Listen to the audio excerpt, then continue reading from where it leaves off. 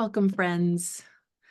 Before we begin, I just want to acknowledge that I'm currently seated on the traditional and ancestral lands of the Cayuse, Umatilla, Walla Walla, Nekapamunks, Upper Skagit, and Sauk Seattle people, which is known as the Upper Skagit area of Washington, Northern Washington. I know that many of you are also seated on the lands of other nations, so if you'd like, you please feel free to write those nations' names in the chat. And always let us remember our connection to our siblings in these nations and pray for the day in which we might be together in right relationship. Welcome. Welcome to Living Interfaith. Know that the whole of you is welcome. You were not asked to leave who you are in your own home. Please bring who you are with you into this community today. But what we are asked to remember is that others here today have brought who they are into this community with them as well. And all of goodwill are welcome.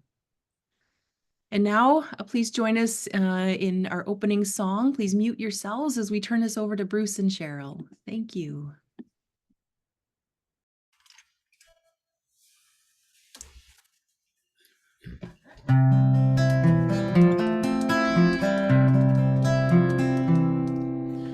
Come, come, whoever you are, wanderer, worshiper, lover of leaving, ours is no caravan of despair. Come yet again, come, come, come, whoever you are, wanderer, worshiper, lover of leaving, ours is no caravan of despair. Come yet again, come, come, whoever you are, for you've broken your vows 1,000 times, for you've broken your vows 1,000 times. Come yet again, come.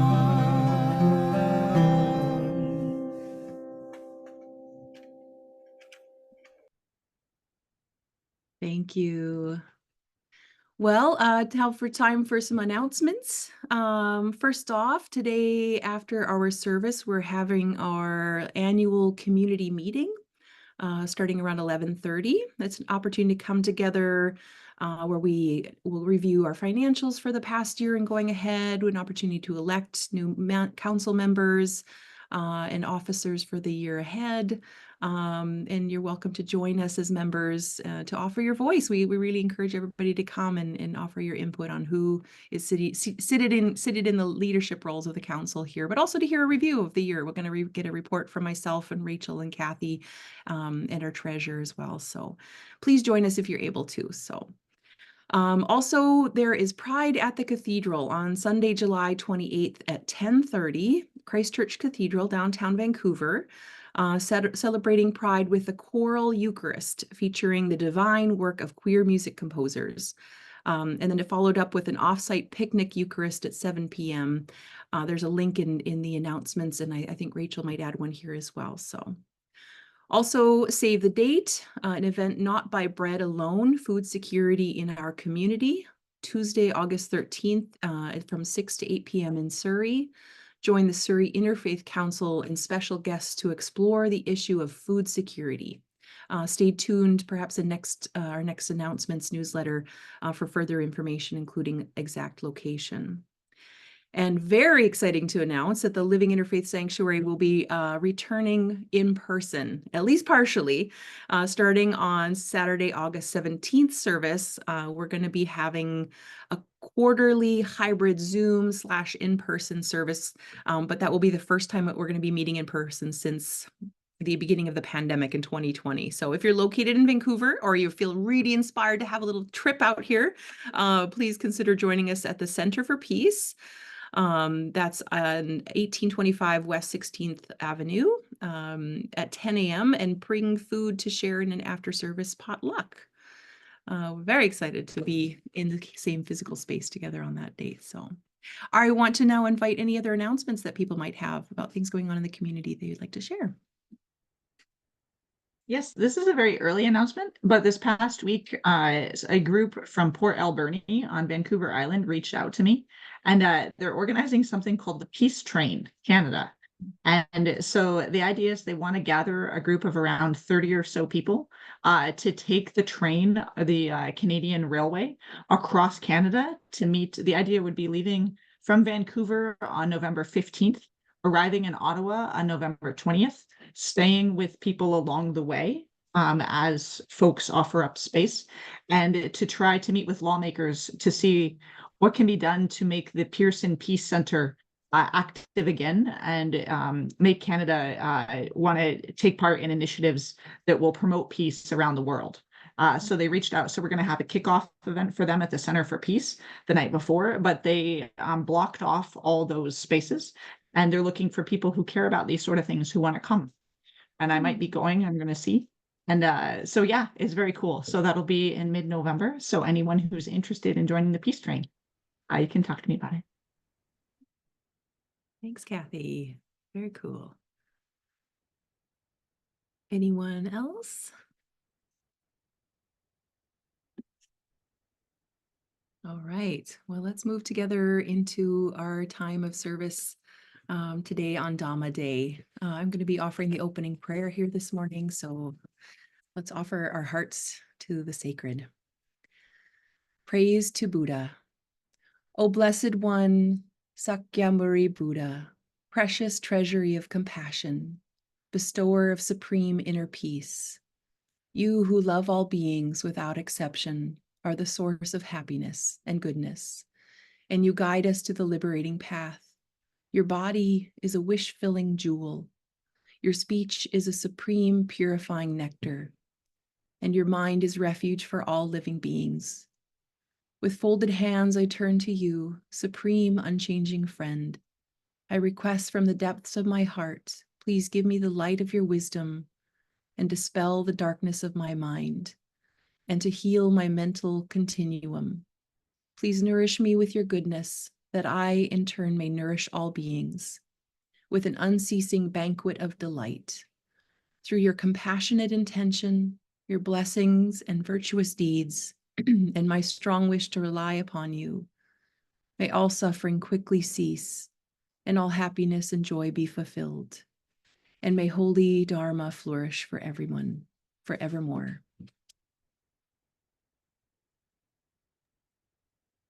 And now Rachel will lead us in the... Oh, sorry, go ahead, Rachel. For our candle lighting prayer today, I have a condensed version of 5 prayers by the Vietnamese Buddhist teacher Thich Nhat Hanh. In gratitude, I bow to all generations of ancestors in my blood family. I see my mother and father, whose blood, flesh, and vitality are circulating in my own veins and nourishing every cell in me. Through them, I see my 4 grandparents.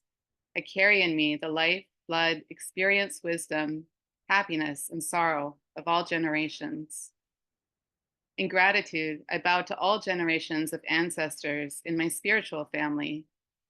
I see in myself my teachers, the ones who show me the way of love and understanding, the way to breathe, smile, forgive, and live deeply in the present moment. I see the Buddha or Christ or the patriarchs and matriarchs as my teachers, and also as my spiritual ancestors. In gratitude, I bow to this land and all of the ancestors who made it available. I see that I am whole, protected, and nourished by this land and all the living beings that have been here and made life worthwhile and possible for me through all of their efforts, known and unknown. I see those who have worked hard to build schools, hospitals, bridges, and roads, to protect human rights, to develop science and technology, and to fight for freedom and social justice. I see myself touching my ancestors of Native origin who have lived on this land for such a long time and know the ways to live in peace and harmony with nature, protecting the mountains, forests, animals, vegetation, and minerals of this land.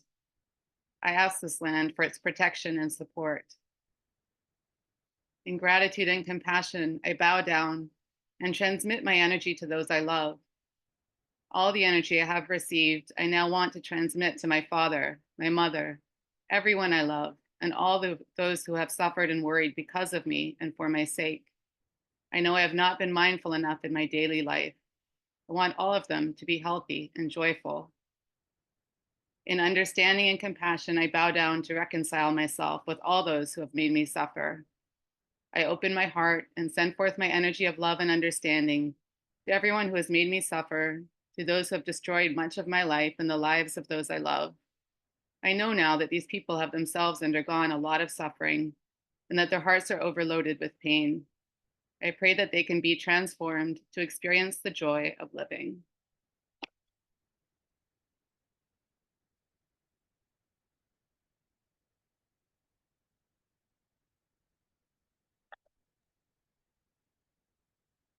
Thank you, Rachel.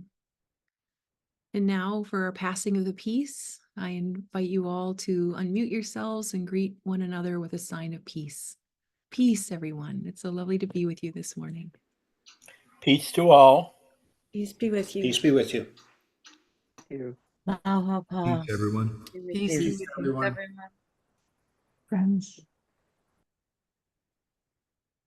Peace to everyone.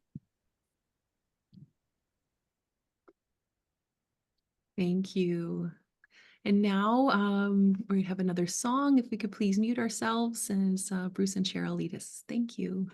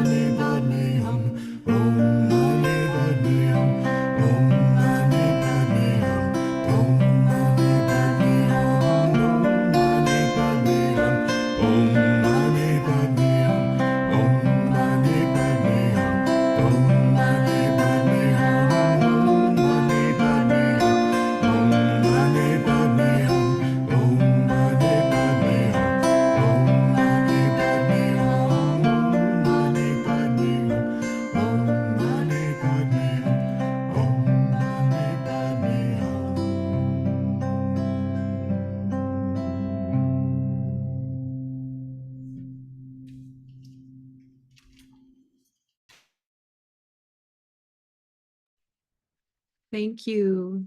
I love that one. Thank you so much. And now, please join me in reading our joint affirmation. Rachel, by any chance, do you have it to post? Thank you so much. Yeah, thank you.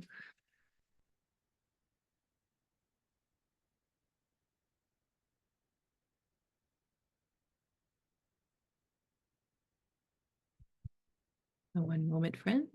Come in. All right, join to me in speaking out our joint affirmation. We come together in peace. We sing together in joy and with love.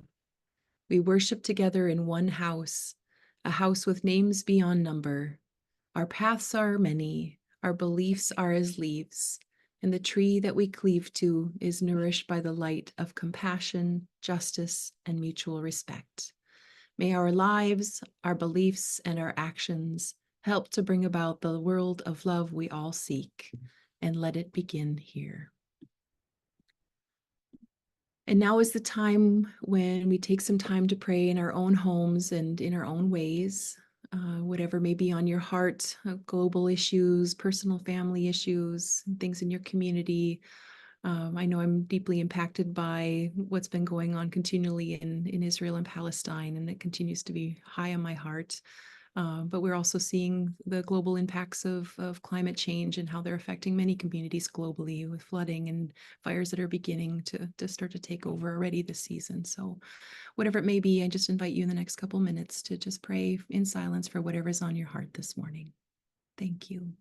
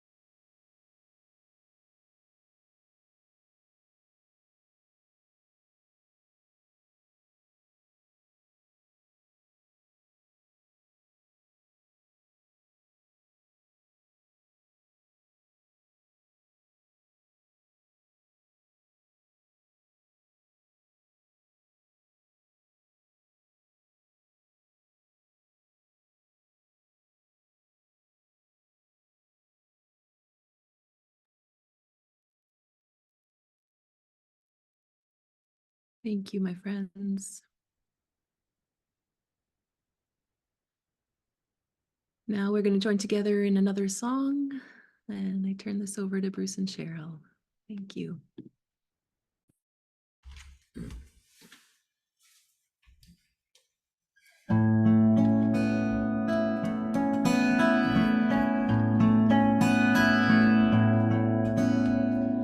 Buddham saranam gacchami,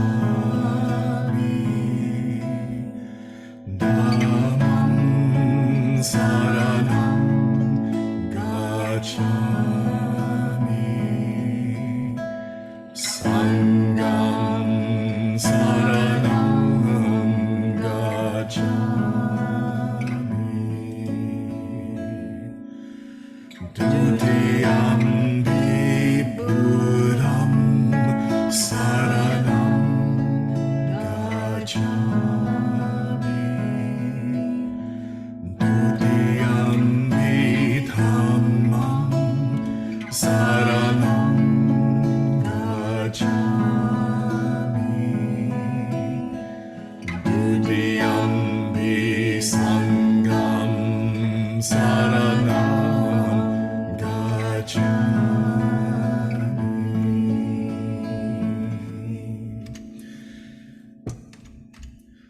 Buddham saranam gacchami, Dhammam saranam gacchami, Sangham saranam gacchami,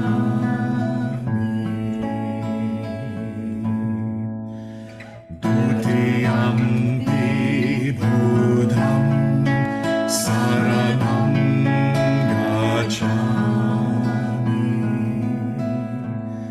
Dutiyampi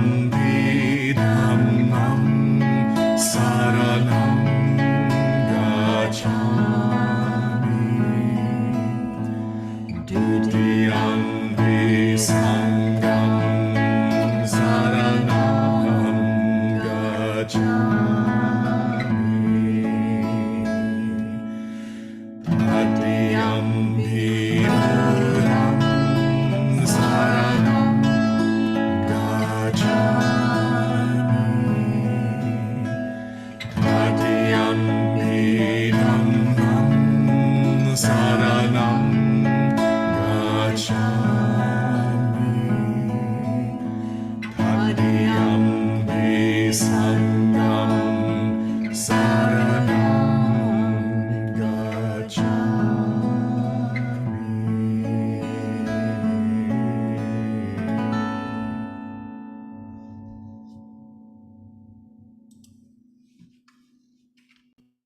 Thank you. That is so beautiful. Thank you. Now we're going to pause the recording.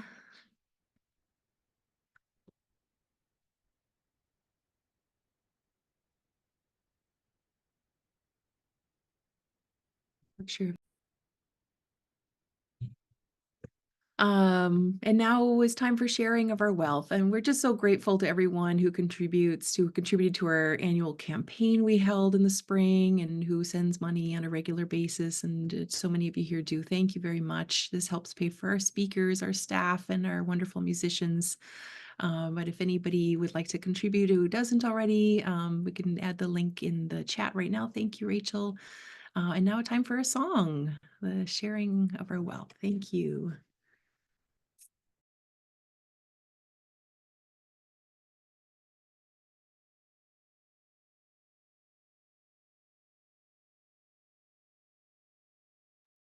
Over to you, Bruce and Cheryl. Wonderful. From you I receive, to you I give. Together we share, and from this we live. From you I receive, to you I give. Together we share, and from this we live.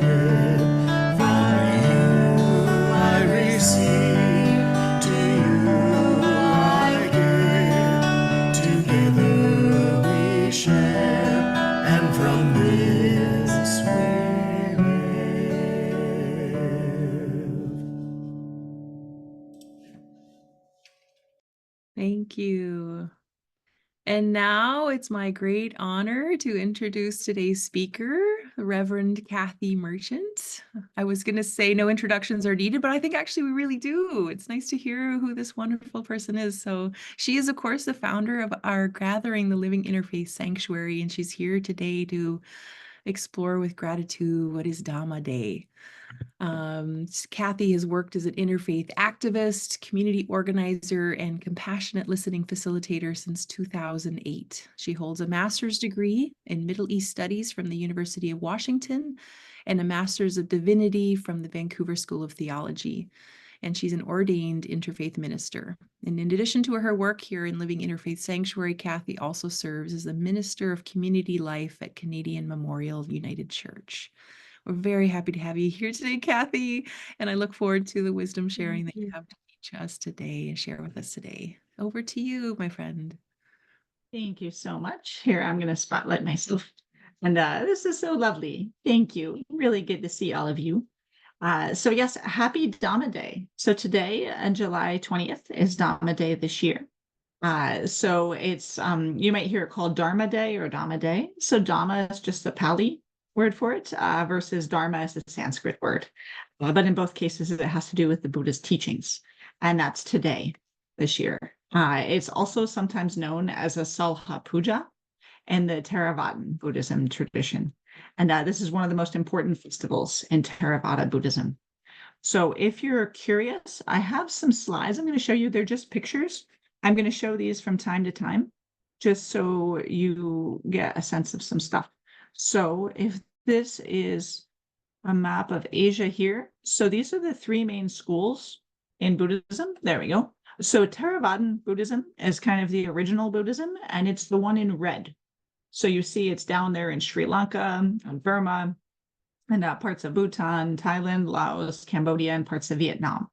And so that's Theravadan Buddhism. So Dhamma Day is a huge festival in the Theravada tradition. And then Mahayana Buddhism is kind of the rest of what's on the map. There's the East Asian Mahayana, which is in the yellow, in China and Korea and Japan and Vietnam. And then the Vajrayana or Tibetan Buddhism is in the orange, around Tibet and up in Mongolia and even parts of Russia. So these are kind of the three main branches in Buddhism. And then if you hear about like Zen, that comes out of Japan, that's a Mahayana tradition. And there are a few other branches, Pure Land Buddhism in China. But today we're talking about down here, Southeast Asia, the Theravadan tradition. Here we go. So yes, so Dhamma Day is celebrated on the full moon of the 8th month of the lunar calendar. So it usually falls in July. And there are three main Upasatha days. So Upasatha is kind of a category of festivals in the Theravadan tradition. And these include the Buddha, the Dharma, and the Sangha Day. So earlier, when we were taking our refuges in the one song, I take my refuge in the Buddha, the Dharma, and the Sangha. It's the Buddha is the idea of the one who is enlightened. So showing us that all of us can be enlightened. And then the Dhamma are the teachings that allow us to reach enlightenment. And then the Sangha is the community of believers. So these are three festival days. So Buddha Day is also known as Vesak, which is usually around late May. The Sangha Day is Maha Puja, which is in late February, around that time. And then Dhamma Day. So this is the last one in the year. And this is the one about the teachings. Just cut to some of these. Yes, so it's celebrated today, and it's celebrating the Buddha's first teaching at the Deer Park in Sarnath. And I have a picture of where that is, just to give you a sense of this. So these are the four main sites in the Buddha's life. So Sarnath, you see, I think you can see if I kind of move around. So Sarnath is this one. So the first one is Lumbini, which is the one in Nepal, and that's where the Buddha was born. Bodh Gaya is the one that's kind of the furthest east, and that's where Buddha reached enlightenment. Sarnath is the one we're talking about today, and that's the one, it's actually just outside Varanasi, and that is where Buddha gave his first sermon, which is what we're honoring today. And then Kusinagara is where Buddha died. So all of these, you can do a pilgrimage to India and Nepal and see all four of these. And I myself, Samir and I have been to Bodh Gaya and Sarnath to see. So in Sarnath, it's the Deer Park. And then I have a picture of that. Oh, hold on, I'm going to come back to these. So this is what Sarnath looks like today. So there is this huge stupa, or this big building in Sarnath. And this is showing kind of the site of where Buddha gave this first sermon. And there are lots of pictures there of what they imagine the first sermon looked like. And then monks go there and people from all over go there to honor when Buddha gave the first teaching. Yes, and so the Buddha reached enlightenment in Bodh Gaya. And before that, you might remember he'd been traveling with a small group of 5 ascetics. So people who had kind of separated themselves from society and who lived in a rather extreme way of trying to limit any kind of pleasure and not interacting with a lot of aspects of life that other people might have, not settling down with a partner or having children or having a regular job to make money or a lot of riches. And so he'd been traveling with his 5 companions for years. And then when he almost starved to death, he realized that this wasn't working. He needed a new path. And so he meditated. And after he reached enlightenment, he found his 5 former friends and they met up in this deer park. It said that his friends were already there in Sarnath. And so he came and he gave his first teaching to them. And basically he described what it was that he realized while he was meditating in Bodh Gaya. And in doing this, he essentially laid down what the teaching is, like the kind of the essence of all of Buddhism, but the 4 noble truths, which I'm sure you've heard of. So the truth of suffering, or the dukkha, which is that all of us experience suffering, all beings suffer. the cause of suffering. And that's because the cause is the tanha, the craving that we have. We want things to be different than they are. We're not happy with life as it is. We want things to be different. We crave having pleasure, having some kind of stability or permanence, wanting things to be different. And because of that, we feel suffering about life. But also in this, he found the cessation of suffering, which is the third noble truth, which is nirvana, that it's possible for us to let go of our craving and just to experience life as it is without trying to make it different than how it is. And we do this through the fourth noble truth, which is the noble eightfold path. So it's the truth of suffering, the cause of suffering, the cessation of suffering, and of the path. Those are the four noble truths. And then if you notice, there are a lot of numbers in Buddhism. I sometimes comment on this. So far, we're talking about, so we have the three refuges, the Buddha, the Dharma, and the Sangha. And then the four noble truths, the truth of suffering, the cause of suffering, the cessation of suffering, and of the path. And the path has 8 parts. And the reason there are so many numbers is because, of course, at this time, most people couldn't read and wouldn't write everything down. So if you number things in lists, it's a lot easier to remember them. So that's why I've seen little cartoons of like giving children like little picture books and helping them remember their numbers, Buddhist children, by all these things, because there's a lot of numbers going on. But the Noble Eightfold Path is if you try to follow these 8 things, that can help you no longer suffer. So it's having the right worldview. And by that, it's the idea that things are going to change. So the worldview that things are not all about us personally, but also things are going to change. There's no permanence. Having the right intentions and how we live. So acting in a way, wanting the right intention to help all beings, speaking in the right way, so as not to cause harm or suffering to ourselves or others, acting in the right way, again, trying to benefit people, having the right livelihood. I said it's very hard to reach enlightenment if your job is, for instance, working in a slaughterhouse, killing a lot of beings, or lots of jobs, being a guns manufacturer, probably not helpful for reaching enlightenment. Putting in the right effort, not being too lazy, and making sure that we actually want to contribute in some way. Practicing mindfulness, so we're actually present with what's going on around us, and practicing meditative focus. And that's related to mindfulness. So actually being focused and being present and being fully there for those around us. So those are the Noble Eightfold Path. So this is what he laid out that day to his former companions. These are considered the heart of the Dharma, and everything else that he taught after this is kind of extrapolating more on this. And actually this particular teaching is called the Dhamma Kaka Pavatana Sutra, which is like when he lays out the 4 noble truths and then the Eightfold Path. And so actually on Dhamma Day now, monks will chant this. So this is written down as the first teaching, and they'll chant this over the course of the day. And I can tell you a bit more about it in a little bit. But it said, so he gave this teaching in Sarnath to his 5 companions. And at the end of the talk, one of his former companions, the Venerable Kondana, who was the oldest among them, actually said he took in the teaching, and he recounted his understanding of that, and then asked if he could follow the Buddha.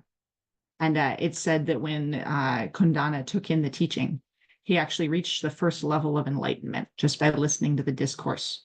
And he reached that because as he heard this, he let go of the first 3 fetters that bind us to being reborn and experiencing suffering over and over. And the things that he let go of just in hearing this for the first time are self-view, so being totally focused on oneself, clinging to rites and rituals, and wanting everything to be just so and not being okay with how things are, and skeptical indecision. So he experienced it with openness. And once, by just hearing this and kind of going into it with an open mind, it said that he reached Sotapanna, which means he became a stream winner.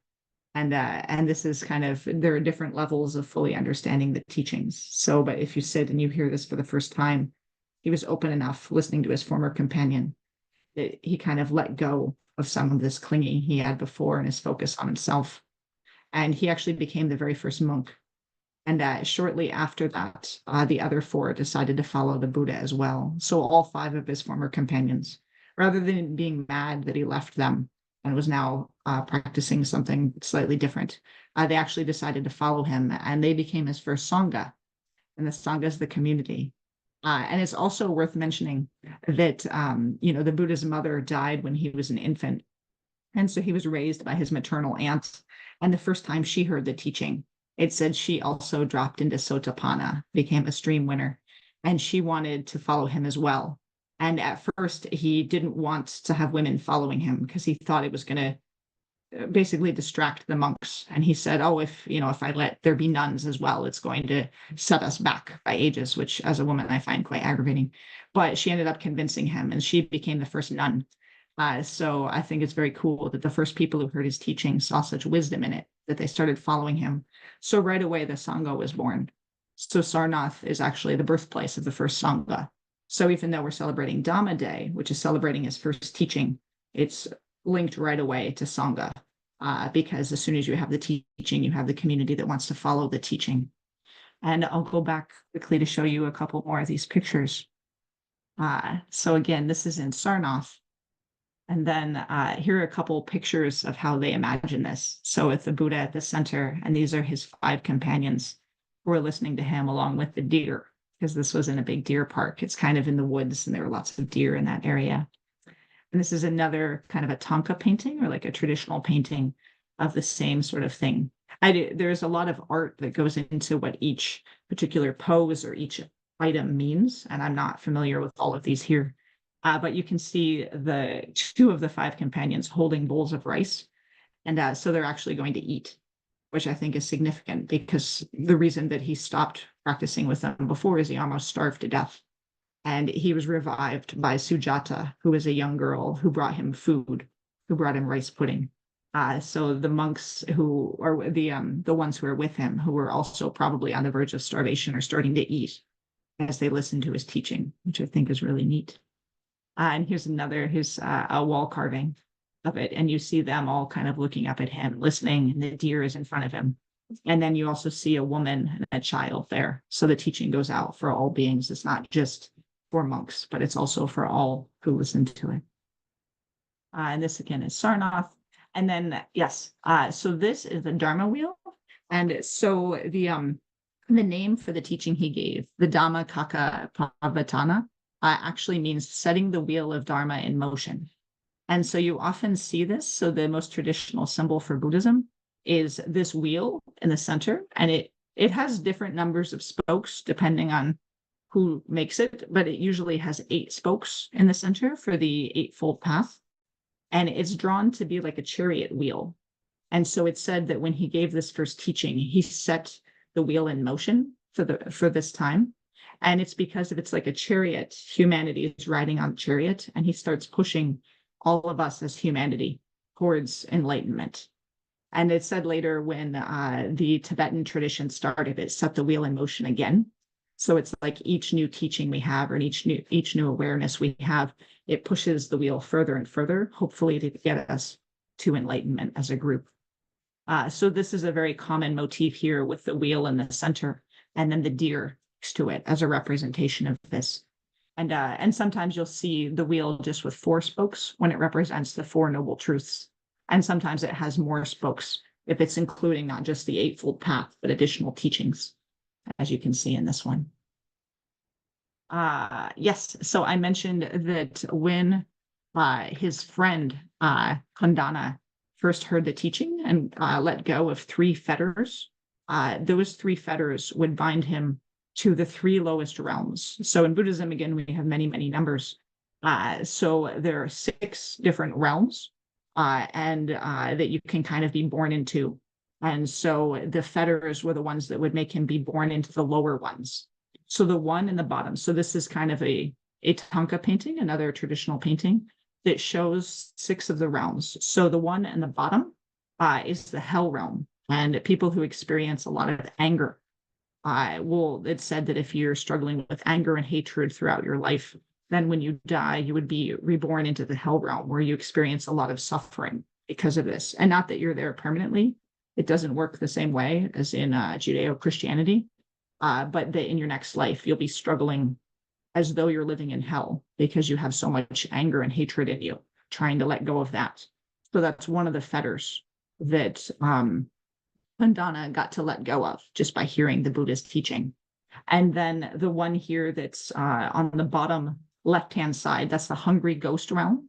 And they're usually portrayed as beings with very small mouths and very big stomachs. So they're hungry all the time, but they can't be sated.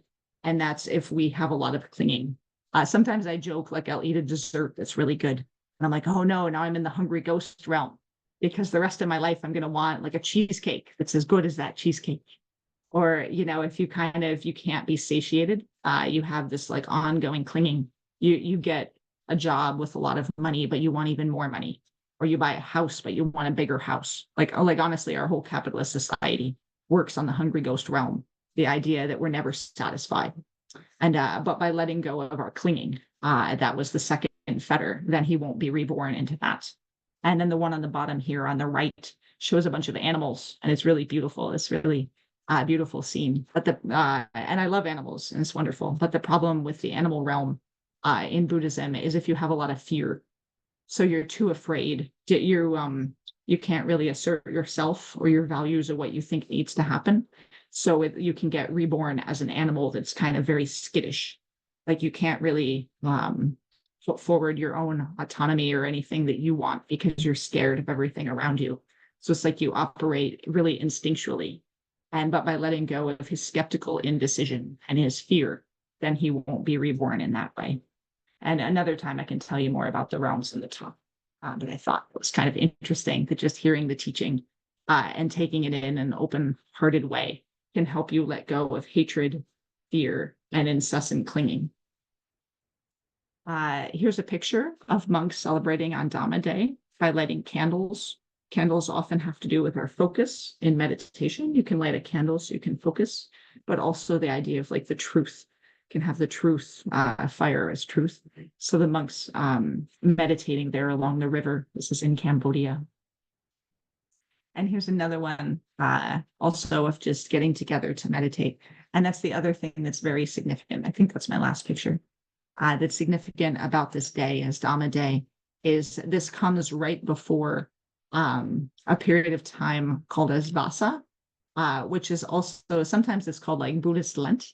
And so remember, in this part of the world, there's the monsoon season and the midsummer all the way through the fall. And so before this retreat period was set up, it was common for the monks to be traveling around together as groups. But then during the monsoon season, it wasn't safe to be traveling a lot. You needed to kind of stay somewhere where you could be out of the weather. And so there's a 3-month period that starts tomorrow called Vasa, or the Rains Retreat.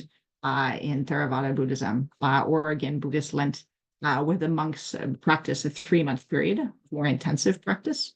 And then Buddhist lay people in this area, the reason it's thought of in a Lenten way is it's common for lay people to say, okay, I want to recommit to my practice. I'm going to stop drinking alcohol for these 3 months. I'm going to stop eating meat. I'm going to stop smoking. These kind of things. I really want to focus during this time. So Dhamma Day, today we celebrate the Dharma and the teachings that can help us be free from suffering. And then starting tomorrow, we kind of focus back in a more intensive way in our practice for a few months. So it makes sense with the calendar. And then finally, for lay people, so this is how monks celebrate now, but for lay people also, Dhamma Day is really important for gratitude because we have so much gratitude for the teachings, to the Buddha and the community that has kept the teachings alive all this time. But also just for the teachings and any teachings that help free us from suffering. So in closing, I want to share, this is a meditation from Jack Kornfield, the Western Buddhist teacher. I want to say something, which is the Buddha held gratitude in such high regard that he has these 2 quotes in the Anguttara Nikaya, 2 of his teachings, which it's a little sad. But in the first one, he says, the appearance of 3 persons are rare in the world. Which 3? The first is the appearance of a Buddha, like an awakened being. The second is the appearance of a person who can teach the Dharma. And the third is the appearance of a person who's grateful.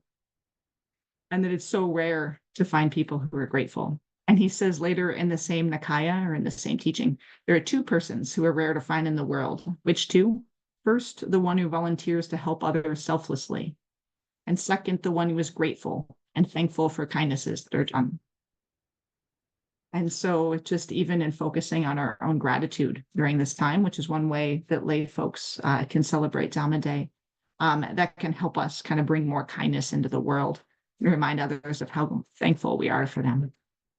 So yes, so let's just end. This will just be a very short, maybe 3-minute meditation that we'll do together. This is from Jack Cornfield. So let's just relax our bodies if we can. Feel free to close your eyes if you feel so calm. Just take a few breaths.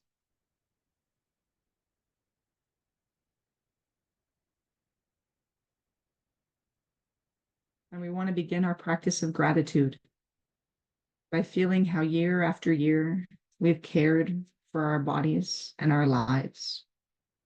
So send ourselves gratitude for all we've done to take care of ourselves and to get us where we are here today.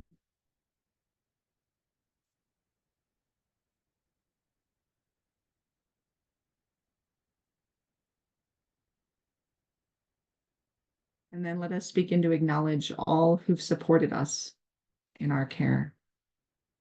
So with gratitude, we remember the people, animals, plants, insects, creatures of the sky and sea, air and water, fire and earth, all whose joyful exertion bless my life every day.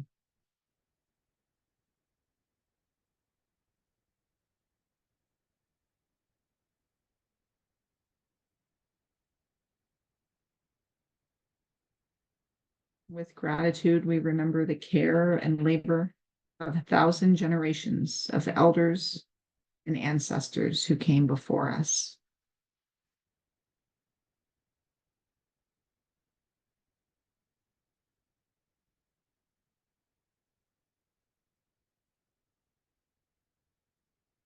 We offer our gratitude for the blessing of the earth around us.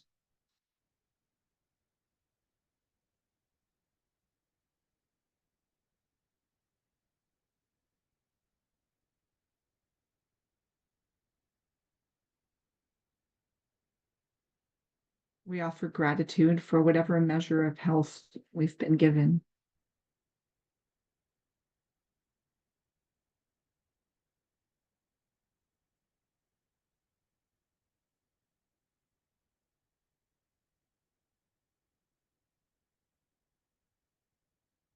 We offer gratitude for all our loved ones.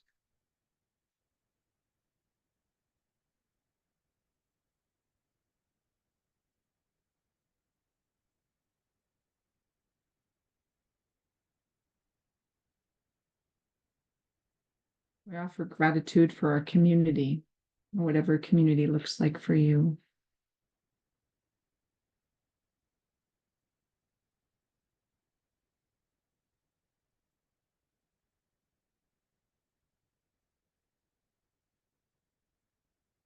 We offer gratitude for the teachings and lessons we've been given.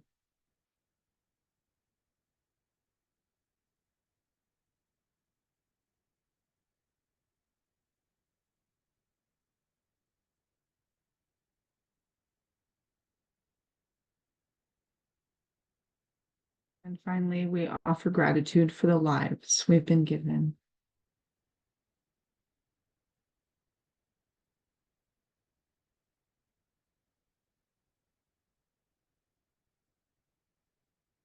Now you can take a few more breaths.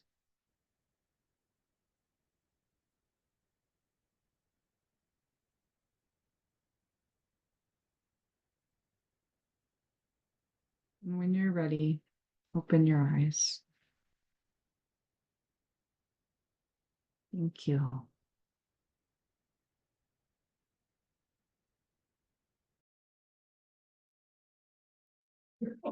Thank you, Cathy, for that beautiful talk.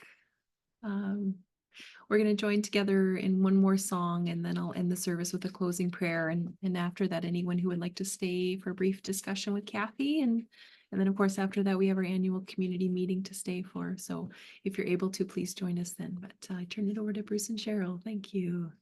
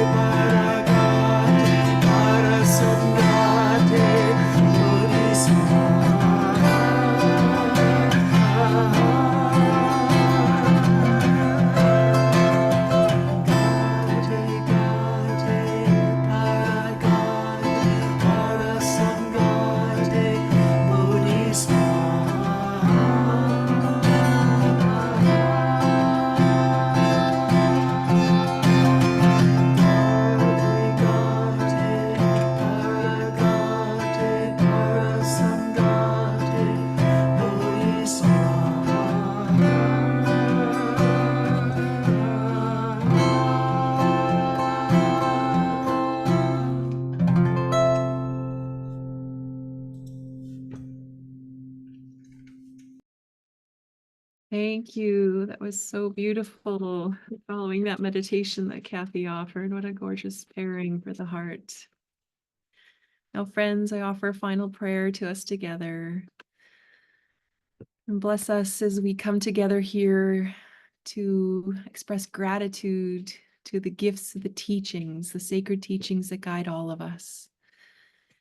And as we participate in the wheels that have been set in motion, the teachings that bring us further into awareness of humankind, may our hearts and our minds and our souls be blessed as we carry gratitude with us, traveling the good way of life.